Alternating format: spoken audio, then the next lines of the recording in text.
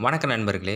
நாம இன்னைக்கு தஞ்சாவூர் மாவட்டம் பாபநாசம் வட்டம் கோவில் தேவராயன்பேட்டையில மச்சபுரீஸ்வரன் கோயிலுக்கு மாமன்னர் ராஜேந்திர சோழனுடைய 7ஆம் ஆட்சி ஆண்டுல அவருடைய அத்தை, அதாவது ராஜராஜ சோழனுடைய அக்கா தானே, அதனால அத்தை முறை குந்தவை பிராட்டியார் நிலதானம் செய்த 23 வரி கல்வெட்டுங்க.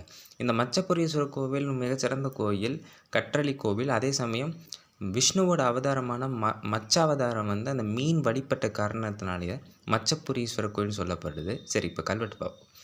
ஸ்வஸ்தி ஸ்ரீ திருமணி வளர இருநில மடந்தைய பொற்செயர் பாவையும் சீர்தனி செல்வியும் தன்பெருந்தேவியராக யுன்பிற. இது எல்லாமே கிட்டத்தட்ட பார்த்திங்கன்னா மொத்த மெய்கீர்த்தியும் கொடுத்து வச்சுருக்காங்க. அளப்பெருங்கீர்த்தின்னு சொல்லுவாங்க. அந்த ராஜேந்திர சோழனோட அளப்பெரு மெய்கீர்த்தியை நான் இன்னொரு காணொலியில் தெளிவாக சொல்கிறேன். ஏன்னா நிறைய போய்கிட்டு இருக்கும். அதனால் நம்ம இப்போ கல்வெட்டுக்கு நேரடியாக போய்டும். கோப்பரகேசரி பரம்பராகிய ஸ்ரீ ராஜேந்திர சோழ தேவருக்கு யாண்டு 7வது ஆழ்வார் ஸ்ரீ பராந்தகன் ஸ்ரீ குந்தவை பிராட்டியார் அருளி செய்த திருமுகத்தின் வாசகமாவது, அருளி செய்க நித்த வினோத வளநாட்டு நல்லூர் நாட்டு பிரம்மதேயம் ராசகேசரி சதுர்வேதி மங்கலத்து சபையார்க்கு தஞ்சாவூர் கூற்றத்து தஞ்சாவூர் சுந்தர சோழ விண்ணகர் ஆதுல சாலைக்கு வைத்திய செய்ய முன்பு இவ்வாதுல சாலையில் நிபந்தம் செய்த நிபந்தம் ராசகேசரியால் நெல்லு பதக்கு நாணாளையும் ஆண்டு வரை. இதில் இன்னொரு சிறப்பான விஷயம் என்னென்னா, குந்தவை பிராட்டியார் தன்னுடைய அப்பாவின் பெயரை தான் இங்கே வைத்திருக்காங்க. அதாவது ஸ்ரீ பராந்தகன்னு பராந்தக சோழன் கிடையாது.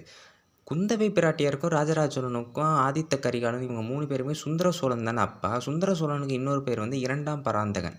அந்த காரணத்தினால அதுலேயும் பாருங்கள், ஆழ்வார் ஸ்ரீ பராந்தகன் அப்படின்னு குறிக்காங்க. ஏன்னா இவங்க தேவரடியார். இவங்க எப்படின்னா இறையடியார். இவங்க குந்தவை பிராட்டியார் நிறைய இறைப்பணிகள் செய்த காரணத்தினால இவங்களை இறையடியார்னு குறிப்பாங்க. கல்வெட்டில் அப்படி தான் குறிப்பிடுறாங்க.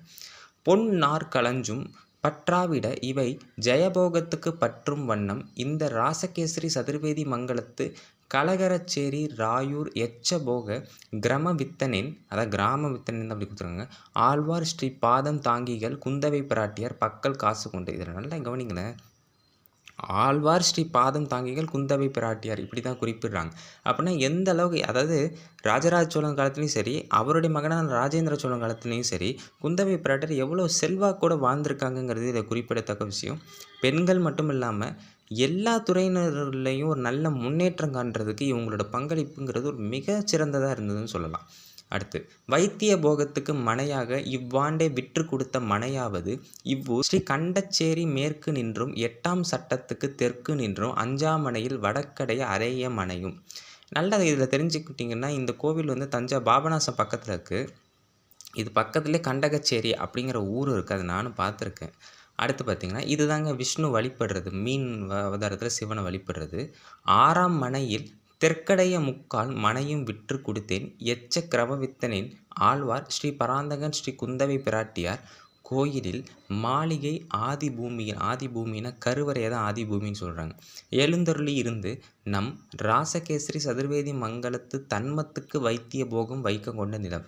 இந்த கல்வெட்டை எதை குறிக்குது அப்படின்னா, இந்த ஊரில், அதாவது இந்த தேவராயன்பேட்டை ஊரில் ஒரு ஆதுல சாலை, ஒரு மருத்துவமனை நிறுவுறதுக்கு அவங்க என்ன செஞ்சுருக்காங்கிறது தான் கல்வெட்டோட சாரே. அடுத்து, 9 மாவும் 1.25 மனையும் சத்திரிய சிகாமணி வளநாட்டு மருகல் நாட்டு மருகல்னா திருமருகல் சவர்ணன் அரையன் மதுராந்தகனுக்கும் இவன் அனுவயத்தார்க்கும் ராஜேந்திர சோழருக்கு யாண்டு 3வது முதல் இறையிலேயே சந்திராதித்தல் வரை வைத்திய போக காணியாக கொடுத்தோம் என்று அருளி செய்ய பெற்றான் என்று அரையன் அம்பல நாண நெழுத்தினால் அரையன் மதுராந்தகனுக்கும் இவன் அன்வயத்தாருக்கும்னா அவனுக்கு பின்னால் வரக்கூடிய சந்ததியினர்னு அர்த்தம். இதில் இன்னொன்று என்ன அப்படின்னா, இது இந்த கல்வெட்டு பார்த்திங்கன்னா 7ஆம் ஆட்சி ஆண்டு கல்வெட்டு, அதாவது 1020 வெட்டப்பட்ட கல்வெட்டு. ஆனால் இந்த கல்வெட்டிலேயே 3ஆம் ஆட்சி ஆண்டில் என்ன செஞ்சாங்கங்கிறதையும் குறிப்பிட்டிருக்காங்க. அடுத்து, நாம் கொடுத்தபடியும் நம்முடைய பிராமண படிகளும் கெல்மேல் வெட்டி விக்க என்று அருளி செய்து ஆழ்வார் ஸ்ரீமுகம் வந்தமையில் கல்வெட்டு விச்சோம் ராசகேசரி சதுர்வேதி மங்கலத்து மகாசபையும் பணியால் இச்சாதனம் வெட்டினேன் மதுராந்தக பெருந்தச்சனன் இவை என்ன எழுத்து. இதுதாங்க மொத்த கல்வெட்டு. இதில் பார்த்திங்கன்னா, இந்த ஊரை நித்த வினோத வளநாட்டு நல்லூர்னு சொல்லி ராசகேசரி சதுர்வேதி மங்கலம் அப்படின்னு குறிப்பிடுறாங்க. அதுதான் இந்த தேவராயன்பேட்டை. காரணம் என்ன அப்படின்னா, தேவராயன்பேட்டை பக்கத்தில் தான் நம்ம பார்க்குற இந்த திருநள்ளூர் கோவில், அதுக்கப்புறம் பாபநாசம் கோவில், அப்புறம் திருப்பாலந்துறை கோவில், இப்படி எல்லா கோவிலுமே பக்கத்தில் இருக்குது. அந்த காரணத்தினால அதாவது இப்போ நல்லூர் வந்து அந்த காலத்துல ஒரு மிகப்பெரிய வளநாடா இருந்திருக்கு. அந்த வளநாட்டுக்கு பக்கத்திலே இருந்ததுனால நெறைய செல்வபோகமா இந்த ஊர் இருந்திருக்கு. இப்போ பொருள் பார்ப்போம். திருமுகம்னா அரசாணை, பற்றாக விடனா உரிமையாக அனுபவிக்க, ஜெயபோகம்னா எச்சபோகம், முதுசோம்னா சந்ததியாக அனுபவி, அதாவது ஆன்செஸ்ட்ரல் ப்ராப்பர்ட்டி, வைத்திய போகம்னா மருத்துவம் செய்பவருக்கு ஒதுக்கப்பட்ட மானிய நிலம், சட்டம்னா அருளிசை, இறங்கிக் குடு, அதாவது ஆழ்வார்னா இறைப்பற்றாளரை குறிக்கும், மாளிகை ஆதிபூமியில்னா கருவறை, முதற்தலம், மருகல்னா குடியோன், செல்வம்னு குறிக்கலாம், அரையன்னா அறுவை மருத்துவன், அணுவயத்தார்னா பின்வரும் கால்வலியர், பக்கல் அப்படின்னா இடத்து, ஏழாம் வேற்றுமையான கண் அப்படின்லாம் சொல்கிறாங்க. அது என்னன்னு தெரியல. படிக்கல்னா நாட்செலவு பொருட்கள், பணினா கட்டளை, சாசனம்னா கல்வெட்டு ஆவணம். இதுதாங்க இதில் சொல்லியிருக்காங்க. இப்போ விளக்கத்தை பார்ப்போம். இது முதலாம் ராஜேந்திர சோழனோட 7ஆம் ஆட்சியானது 1020 காலகட்டத்தில் வெட்டப்பட்ட கல்வெட்டு. ராசராசனோட தமைக்கை, அதாவது இவரோட அத்தை குந்தவை பிராட்டியார் தன்னுடைய தந்தை 2ஆம் பராந்தகன் பெயரை முன்னேட்டாக பெற்று குறிப்பிடுகிறார். அவர் எப்போதுமே அப்படிதான். ஆழ்வார் ஸ்ரீ பராந்தகன் ஸ்ரீ குந்தவை பிராட்டியார்னா தஞ்சை பெரிய கோயில் கல்வெட்டுலேயும் அவங்களை குறிப்பிட்றாங்க. அடுத்து குந்தவை மனம் இறங்கி கொடுத்த போது சொன்ன சொல் யாதெனில், இந்த ஊர் பேர் நித்த வினோத வடநாட்டின் நல்லூர் நாட்டில் அமைந்த பிரம்மதேயமான ராசகேசரி சதுர்வேதி மங்கலத்தின் ஊர் சபையோருக்கு தரும் செய்தியாவது, அதாவது குந்தவை கிட்டேருந்து ஆர்டர் வருது, அதை இவங்க பாஸ் பண்ணுறாங்க. தஞ்சாவூர் கூற்றத்தில் உள்ள தஞ்சாவூர் சுந்தர சோழ விண்ணகரம், தஞ்சாவூர் கூற்றம்னா இப்போ இருக்கக்கூடிய தஞ்சை பகுதி, கேபிட்டல் சிட்டி சுந்தர சோழ விண்ணகரம், விண்ணகரம்னா பெருமாள் கோவில், விண்ணகரத்தில் அமைந்த மருத்துவகத்தில் மருத்துவம் செய்வதற்கு கூலியாக முன்பு இந்த மருத்துவகத்தில் ஏற்பாடான திட்டப்படி ராசகேசரி என்னும் அளவையால் நாள்தோறும் நெல் பதக்கு நாணாடி அளவும் ஆண்டிற்கு பொன் 4 களஞ்சு உரிமையாக அனுபவிக்க தரப்பட்டிருந்தது. ஒன்றும் இல்லை, தஞ்சாவூரில் இருந்த மருத்துவமனையில் வேலை செஞ்ச ஒருத்தருக்கு இந்த ஊரில் நிலம் வேணும், சரிங்களா? அதுக்கு வந்து 4 களஞ்சு 21.6 கிராம் கொடுத்துருக்காங்க. அடுத்து இவை இப்போது ஜெயபோகத்திற்கு உரிமையாகும் வண்ணம் விடப்பட்டதால், அதாவது அது ஒரு பணிக்கு மாற்றி கொடுக்கப்பட்ட காரணத்தினால அதற்கு மாற்றீடாக வேற ஒரு இடத்த கொடுக்குறாங்க. எப்படின்னா, அதாவது தஞ்சாவூரில் இருந்த அந்த மருத்துவமனை இங்கே மாற்றி கொடுக்குறாங்க. இந்த ராசகேசரி சதுர்வேதி மங்கலத்தின் கலகரச்சேரி ராயூரில் முதுசோம் உள்ள கிரமவித்தன் என்பான் இறைவனடி மற்றும் இறையடியாரான ஆழ்வார் குந்தவை பிராட்டியிடம் காசு பெற்றுக்கொண்டு மருத்துவர் காலம் முழுவதும் ஆண்டு அனுபவித்தற் பொருட்டு இவ்வாண்டு விற்ற மனையானது இந்த ஊர் ஸ்ரீ கண்டச்சேரிக்கு மேற்கில் இருந்து 8வது சட்டத்துக்கு தெற்கில் இருந்து 5ஆம் மனையில் வடக்கே அரை மனையும் 6ஆம் மனையில் தெற்கில் 3/4 மனையும் விற்றுள்ளான் இந்த எச்சக்கிரவித்தன் என்ற பிராமணன்.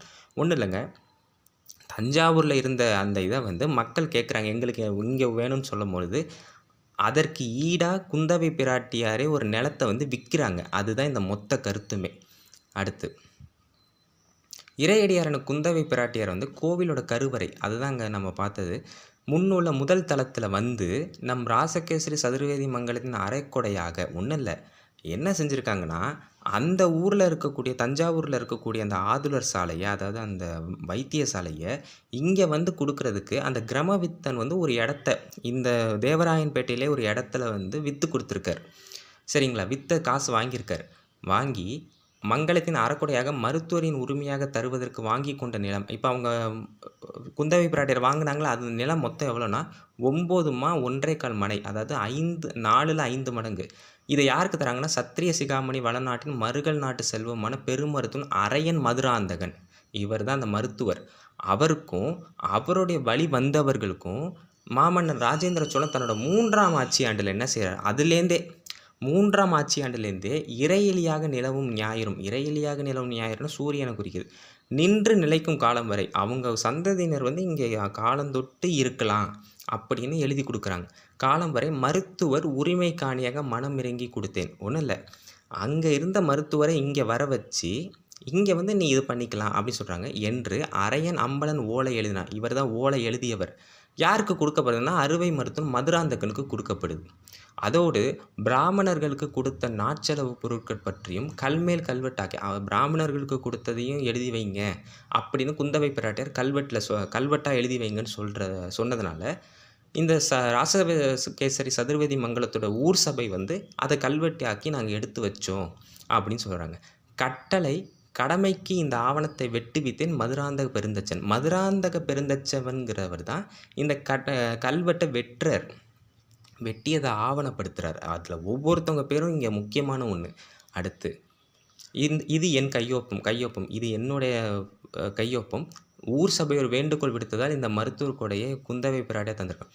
எங்கள் ஊரில் இது இல்லைம்மா, அதனால் தஞ்சாவூரில் இருக்கக்கூடியதை இங்கே கொடுங்கம்மான்னு சொல்லும் பொழுது, இவங்க அந்த ஊர்லேயே இருக்கக்கூடியவன்ட்டேருந்து அந்த நிலத்த வாங்கி, அந்த நிலத்த மருத்துவருக்கு கொடுத்து, நீ காலம் முழுக்க இங்கேயே இது பண்ணிக்கோ அப்படின்னு சொல்கிறாங்க.